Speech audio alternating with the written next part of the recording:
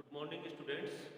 देखो, कल अपन ने पढ़ा था कोई भी जो इस राशि है मान लो फाइव है, उसका ग्रेडियंट का मान कितना होता है। जैसे ग्रेड फाइव, उसकी वैल्यू देखो क्या निकाली थी, a1 cap upon h1 del five upon del u1 e2 cap upon h2 del five upon del u2 plus e3 cap upon h3 del five upon del u3। अब देखो, अपन ये नहीं कह सकते कि एग्जाम में अपने को ये पूछे कि अदिश प्रवणता ज्ञात कीजिए। अपने को ये भी दिया हुआ आ सकता है और कह सकता है कि सिद्ध कीजिए किसी अदिश राशि फाई के लिए प्रवणता का मान, ग्रेडियंट का मान ये होता। तो आपको ये फॉर्मूले भी याद करने पड़ेंगे कि डायरेक्ट जो है फॉर्मूले के रूप में देख के अपने को क्वेश्चन पुट अप कर सकता है। आज अपन पढ़ेंगे बच्चों, देखो सदिश ए वेक्टर का डायवर्जेंस। जो आपने बीएससी फर्स्ट ईयर की जो इलेक्ट्रोडायनेमिक्स है उस बुक में भी इस टॉपिक को अपन ने पढ़ा है, सदिश ए वेक्टर के डायवर्जेंस। बीएससी फर्स्ट ईयर में भी इसमें आपने देखा होगा कि किसी बंद पृष्ठ की आवश्यकता होती है और इसको अपना डिनोट करने का जो सिस्टम है, डायवर्जेंस को DIV से डिनोट करते हैं और किसी सदिश का ही डायवर्जेंस निकलता है। तो सदिश राशि जैसे मान लो अपन ने ए वेक्टर ले ली, वेक्टर इसकी सदिश को ही डिनोट कर रहा है, तो divergence dot A DIV dot A vector का मान अपने को ज्ञात करना है। उसके लिए देखो सबसे पहले अपने किसकी आवश्यकता होनी चाहिए, कोई बंद पृष्ठ होनी चाहिए। और बंद पृष्ठ के जो कोऑर्डिनेट है अपने, वो वक्र रेखीय निर्देश तंत्र के रूप में ही होने चाहिए, यानी कि u1, u2 और u3 की फॉर्म में ही होने चाहिए। तो अपन ने इसको u1 मान लिया, इसको u2 मान लिया और इसको u3, और एक बंद पृष्ठ ले ली। और बंद पृष्ठ के अंदर जो अपना u1 का मान है वह नाभिक वक्र रेखीय निर्देश तंत्र में निकाला हुआ है, h1 du1, इसका h2 du2 और इसका h3 du3। u3 का, u2 का और u1 का मान लिख दिया और इस बंद पृष्ठ में एक पॉइंट P ले लिया जिसके लिए सदिश ए वेक्टर कार्य करेगा। तो सदिश ए वेक्टर का डायवर्जेंस होता क्या है, देखो इसकी डेफिनेशन यही है कि ये जो टोटल बंद पृष्ठ है, इस बंद पृष्ठ से एंटर होने वाला और जो निर्गत होने वाला फ्लक्स के, जैसे u1 की नेगेटिव डायरेक्शन से एंटर हुआ और पॉजिटिव डायरेक्शन से निर्गत हो रहा है, पारित होना और निर्गत होना, इन दोनों के डिफरेंस का जो फ्लक्स है वो प्रति एकांक आयतन फ्लक्स, आयतन और उस फ्लक्स के अनुपात को क्या कहते हैं, डायवर्जेंस कहते हैं। जैसे इसकी डेफिनेशन में आ जाओ, divergence dot A vector tau का मान हम कह सकते हैं कि अत्यणु बंद पृष्ठ के लिए मान माना गया है, limit tau is near by 0 है। टो क्या है, फ्लक्स है, और ए डॉट डी क्या है, प्रति एकांक बंद पृष्ठ का आयतन। बंद पृष्ठ को ऐसे डिनोट कर दिया पृष्ठ को। तो ए डॉट डी प्रति एकांक परिबद्ध आयतन और फ्लक्स, टो को कहीं से डिनोट कर रहे हैं बड़े फ्लक्स की। तो प्रति एकांक का मतलब तो नीचे है, प्रति एकांक परिबद्ध आयतन फ्लक्स के तुल्य होता। तो इसकी डेफिनेशन लिख सकते हैं अपन कि किसी सदिश क्षेत्र में, इसी के अनुसार देखो सदिश एरिया, ये टोटल अपना जो वेक्टर एरिया है, सदिश क्षेत्र में बिंदु अपन ने कोई मान लिया P के लिए, बिंदु P के लिए सदिश ए वेक्टर का, सदिश ए वेक्टर का डायवर्जेंस, डायवर्जेंस का मान अब बताएंगे कि क्या होता है। सदिश ए वेक्टर का डायवर्जेंस उस बिंदु पर स्थित, उस बिंदु के ऊपर, देखो इस बिंदु से इधर एंटर हो गया, इधर निकलने वाला, तो उस बिंदु पर स्थित प्रति एकांक, उस बिंदु पर स्थित प्रति एकांक परिबद्ध आयतन फ्लक्स के, फ्लक्स को कोष्ठक में लिख दिया मैंने, तो आयतन फ्लक्स के तुल्य होता है। अर्थात लिखोगे आप कि जो डायवर्जेंस ऑफ ए वेक्टर है, ये ए डॉट डी जो है अपना टोटल आयतन को शो करेगा बंद पृष्ठ S के लिए, और उसका प्रति एकांक परिबद्ध आयतन फ्लक्स, ये परिबद्ध आयतन है, इसका फ्लक्स प्रति एकांक अनुपात को डिनोट करेगा। और इसमें अपन ने limit tau is near by क्या ले लिया, 0। टो इज नियर बाई 0 लिया है, इसके लिए लिखोगे कि 0 का तात्पर्य न्यूनतम मान के लिए, न्यूनतम मान ए है।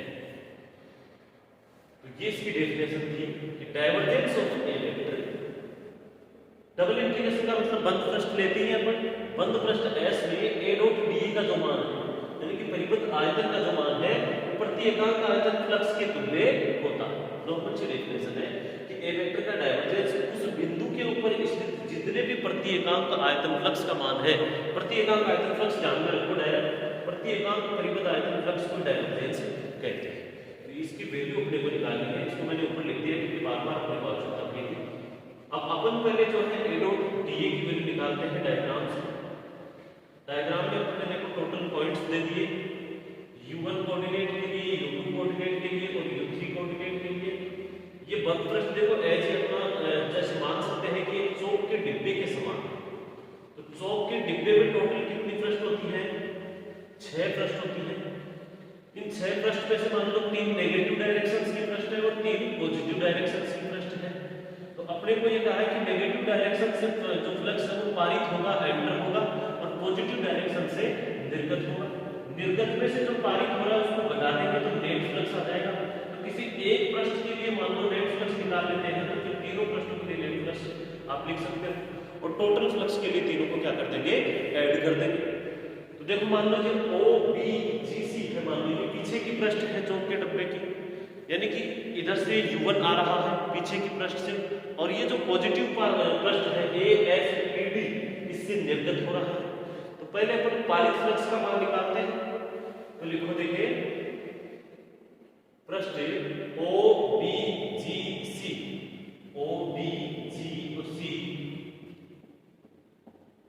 से पारित सदिश ए वेक्टर का फ्लक्स, इसको मान लो अपन phi1 से डिनोट कर देते हैं, u2 के लिए phi2, u3 के लिए phi3। phi1 की वैल्यू जो अपने पास में क्या आएगी? a डॉट dA का मान निकाल रहे हैं अपन, dA ये किससे घिरा हुआ है? देखो OBGC जो है वो u2 और u3 से मिलकर बना हुआ है। तो dA का मान कितना हो जाएगा? इसका क्षेत्रफल कितना हो जाएगा? देखो h2 du2 है इसका मान, तो इसका मान क्या है? h3 du3, यानी कि h लंबाई चौड़ाई होगी। और सदिश को ए वेक्टर को जो मान है u1 के लिए a1 मान लेंगे, u2 के लिए a2 मान लेंगे और u3 के लिए a3 मान लेंगे। तो देखो phi1 इक्वल टू क्या लिख सकते हो आप? सदिश तो है a का मान a1 है, a1 डॉट h2 du2 और h3 du3। dA का मान कितना आ जाएगा? h2 du2 और h3 du3। Equation number 1।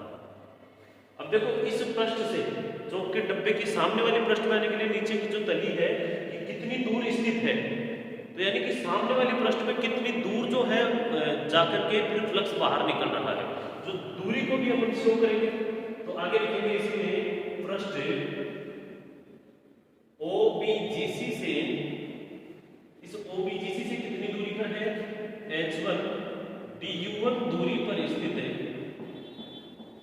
h1 du1 दूरी पर स्थित पृष्ठ कौन सी है? देखो AFED से निर्गत सदिश ए वेक्टर का फ्लक्स, इससे बाहर निकल रहा है, मैंने कहा था पॉजिटिव डायरेक्शन में बाहर निकलेगा निर्गत सदिश ए वेक्टर का फ्लक्स, उसे कह दो phi1 डैश। अब देखो इतनी दूरी आ रहा है तो सदिश में परिवर्तन कितना हो रहा है? ये तो भाई ये मान आगे की ओर निकल रहा है तो क्या हो जाएगा? phi1 डैश इक्वल टू क्या होता है? phi1 plus d phi1। अपन ने जो है कल ही अदिश की प्रवणता में पढ़ा था कि एक पृष्ठ से दूसरे पृष्ठ पे जाते हैं अदिश प्रवणता में क्या पढ़ा था? पृष्ठ S की, एक S की, एक S1 और S2 में से इसका था phi और इसका phi प्लस d phi। तो phi से क्या आ गया? इसको 1 के लिए निकाल रहे हैं, u1 के लिए निकाल रहे हैं, तो phi1 dash equal to phi1 plus d phi1। समझ रहे हो बात को? तो phi1 प्लस d phi1 अपन ने शो कर दिया। तो phi1 की जो वैल्यू है वो पुट करो यहां पर, देखो phi1 डैश इक्वल टू क्या आ जाएगा? phi1 का मान तो है a1 h2 du2 h3 du3 plus d phi1 का मतलब है कि phi1 में परिवर्तन del phi अपॉन phi1 में परिवर्तन देखो किस तरफ हो रहा है? u1 की तरफ। del u1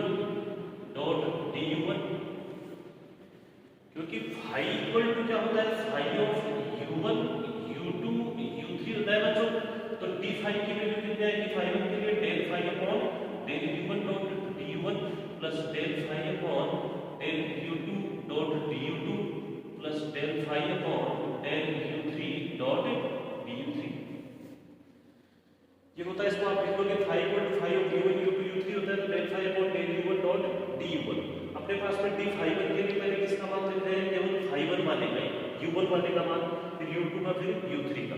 तो यहाँ केवल U1 की आवश्यकता है, तो क्या लिखेंगे, del phi 1 upon del U1 dot DU1।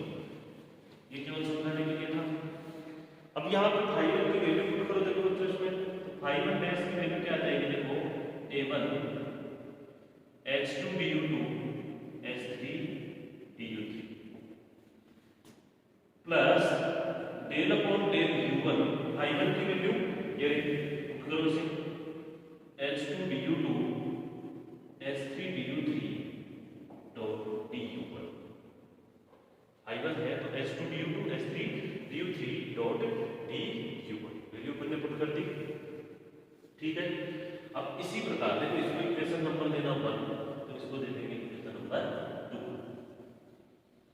तो अपने पास में फाई 1 और फाई 1 डैश दोनों की वैल्यू आ गई। अब अपन क्या लिखेंगे कि फाई 1 जो है आयतन में प्रवेश करता है और फाई 1 डैश जो है निर्गत फ्लक्स है। अतः निर्गत नेट फ्लक्स निकालेंगे तो फाई 1 डैश में से क्या कर देंगे, फाई 1 को घटा देंगे।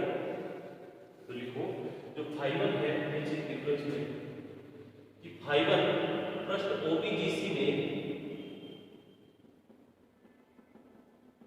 प्रवेश करता है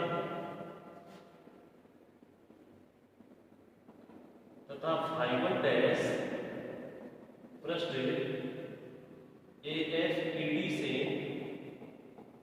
निर्गत होता है। तो U1 दिशा में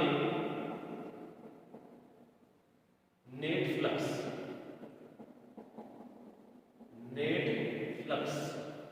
कितनी वैल्यू आ जाएगी नेट फ्लक्स की, देखो फाई 1 डैश माइनस फाई 1। तो इक्वेशन जो 3 है इसमें 1 और 2 का मान पुट करो। इक्वेशन 3 में 1 और 2 का मान पुट करेंगे, फाई 1 डैश का मान पुट कर दो और फाई 2 डैश का, ये फाई 1 का मान पुट कर दो। ठीक है, इक्वल टू नेट फ्लक्स कितना जाएगा, फ्लक्स है किधर U1 के लिए नेट फ्लक्स, तो U1 के लिए नेट फ्लक्स ऐसे लिखते जाना। तो फाई 1 डैश की वैल्यू देखो अपने A2 H2 दिख रहा होगा इसमें, DU2 H3 DU3 plus del upon del U1 H2 DU2 H3 DU3 dot DU1। ये फाई 1 डैश का मान क्या है, माइनस फाई 1 का मान कितना है, A1, तो इसमें A1 है, हाँ A1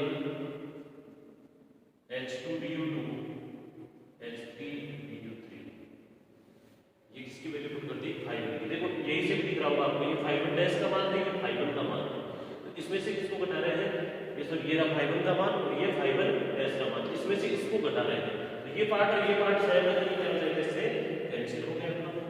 तो अपना नेट फ्लक्स कितना आ गया, U1 के लिए नेट फ्लक्स कितना आ गया, देखो अब U1 के लिए जो आया है उसी प्रकार अपन U2 और U3 के लिए भी निकाल सकते हैं। तो जो U1 की वैल्यू है पहले उसे लिखते हैं, फाई 1 डैश निर्गत फ्लक्स, फाई 1 एंड फ्लक्स, उसको उसमें से घटा दें। कितनी वैल्यू आई U1 नेट फ्लक्स की, ऐसे शो कर लेना कि नेट फ्लक्स U1 का कितना है, देखो del upon del U1 H2, sorry इसमें A1 के साथ चल रहा होगा ना, हाँ इसमें ये अपन लिखेंगे A1 किसके साथ है, यही भी इसको नहीं किया, A1 पुट नहीं की अपने पहले, A1 H2 DU2 H3 DU3 dot DU1, equation number 4। ये अपने किसके वैल्यू आई है, नेट फ्लक्स U1 के लिए जो नेट फ्लक्स है उसकी वैल्यू। इसको और सॉल्व कर सकते हैं, equal to del upon del U1 A1 H2 H3 को अंदर लिख दो, DU1 DU2 DU3 तीनों बाहर आ जाएंगे, DU1 DU2 और DU3 इक्वेशन 5। अब देखो मैं डायरेक्ट लिख रहा हूँ, इसी प्रकार U2 के लिए नेट फ्लक्स यानी कि कुल फ्लक्स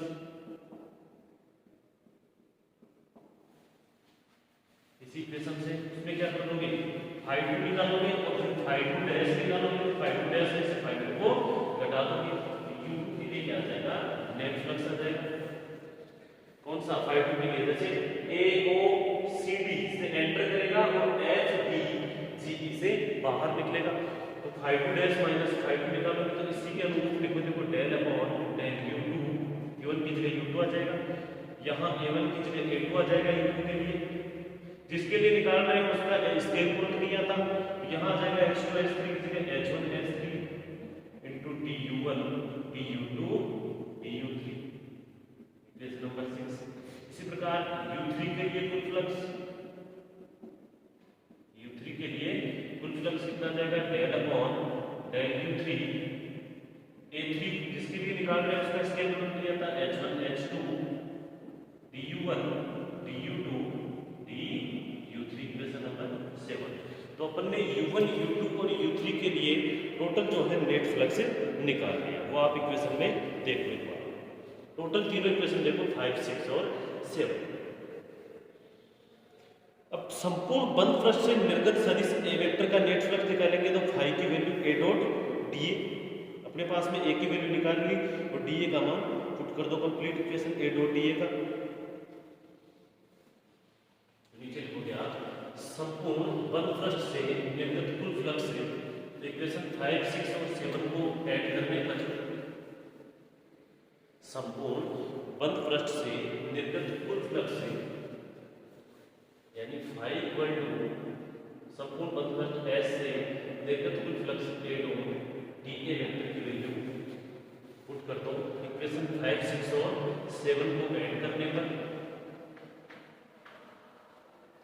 देखो तीनों में एक चीज कॉमन है, du1 du2 du3 du1 du2 du3 du1 du2 du3, तो ये जो कॉमन है उसको अपन कॉमन ही रहने देते हैं। संपूर्ण बंद पृष्ठ आ गई S, कुल फ्लक्स A डॉट dA, क्या वैल्यू है, del upon del u1 a1 h2 h3 plus del upon del u2 a2 h1 h3 plus del upon del u3 a3 h1 h2, और इससे टोटल में कॉमन क्या है, dot du1 du2 du3, equation number 8।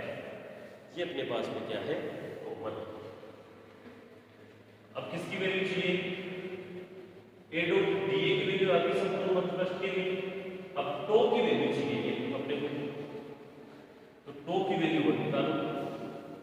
देखो to equal to क्या है, परिबद्ध आयतन,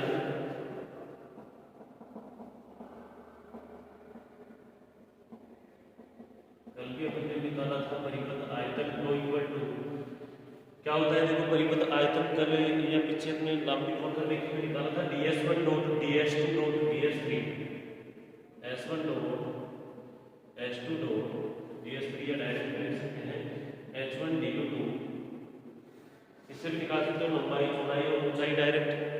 तो आयतन कितना हो जाएगा, परिबद्ध आयतन h1 du1 h2 du2 h3 du3, direct लिख सकते हो इस चिन्ह की वजह से, क्योंकि अपने टोटल जो परिबद्ध है उसके अंदर दिया हुआ है h1 du1 मान u1 के लिए, u2 के लिए h2 du2, u3 के लिए h3 du3, तो टोटल परिबद्ध जो आयतन है वो equal to h1 du1 h2 du2 और h3 du3। इक्वेशन नंबर 9 में थोड़ा सा सोल्व करके लिख दो, तो equal to h1 h2 h3 dot du1 du2 du3।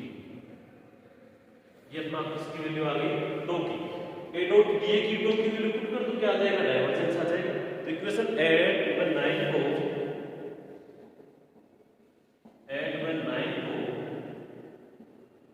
Equation 1 में पुट करने पर, तो बच्चों इक्वेशन 1 में पुट करो इसे,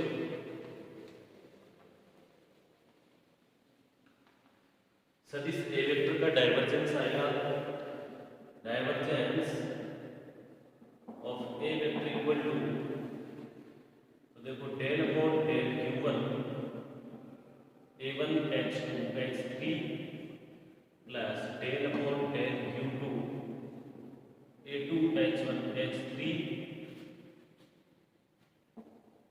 plus del upon del u3 H1 H2 dot में क्या है DU1 DU2 DU3 ये वैल्यू है अपॉन टो का मान कितना है H1 H2 H3 DU1 DU2 DU3 ये टो की वैल्यू पुट कर दी। देखो D1 DU2 DU3 से D1 DU3 कैंसिल हो जाएगा तो टोटल डाइवर्जेंस की लास्ट इक्वेशन क्या आई अपने पास में। जो डाइवर्जेंस की इक्वेशन आई है उसको आपको याद भी करना पड़ेगा क्योंकि जरूरी नहीं कि आपको ऐसे ही पूछे कि सदिश ए वेक्टर का डाइवर्जेंस क्या है। सिद्ध भी करवा सकता है कि सिद्ध के divergence of A vector equal to होता है 1 अपॉन H1 H2 H3 इसको पहले लिख दिया मैंने और इक्वेशन क्या है del upon del U1 A1 H2 H3 del upon del U2 A2 H1 H3 और लास्ट में इक्वेशन है del upon del U3 A3 H1 H2। ये जो टोटल अपनी इक्वेशन है वो क्या है सदिश ए वेक्टर का डाइवर्जेंस इक्वेशन नंबर 10। तो आज अपन ने क्या पढ़ा है सदिश जो है ए वेक्टर उसका डाइवर्जेंस। φ1 की वैल्यू देखो निकालनी नॉर्मल से φ1 डैश में निकालनी घटा करके φ1 dash minus φ1 net flux U1 का निकाल लिया। देखो φ1 के लिए यानी कि U1 के लिए ए वेक्टर को A1 मान लिया DA की वैल्यू आगे लंबाई को जोड़ा है ठीक है डायरेक्ट। फिर देखो ये कह रहा है कि φ1 डैश इतनी दूरी पर है तो del φ1 upon del U1 dot D1 जो कि इसी इक्वेशन से मैंने कहा था आपको निकालेंगे φ इक्वल टू होता है φ ऑफ U1 into U3। एक बार U1 के लिए निकाल रहे हैं तो d φ1 del φ upon del U1 dot DU1 इसी की वैल्यू निकालेंगे। इनके ऊपर डिपेंड ये U2 और U3 में काम में आएंगे। अपन ने डेल φ1 की वैल्यू इसमें पुट कर दी फिर φ1 डैश और φ1 के लिए नेट फ्लक्स निकाला तो इसमें से इसको घटा दिया तो दोनों का नेट फ्लक्स आ गया। इसी प्रकार अपन ने इक्वेशन जो आई है U1 की उसी के आधार पर अपन ने U2 और U3 की वैल्यू पुट कर दी।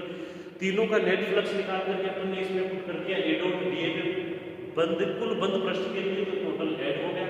फिर अपन ने आयतन जो है टो आयतन अल्फांश की वैल्यू निकाली है तो वो क्या आ गया अपना लंबाई चौड़ाई ऊंचाई H1 D1 H2 D2 H3 D3 total value निकालने के बाद में इसमें वैल्यू पुट करके अपने पास में क्या है divergence of A vector equation number 10। ये मोस्ट क्वेश्चन है एग्जाम के तौर से भी। अपन आगे का जो टॉपिक है पढ़ेंगे कल। आज के लिए इतना ही। Thank you.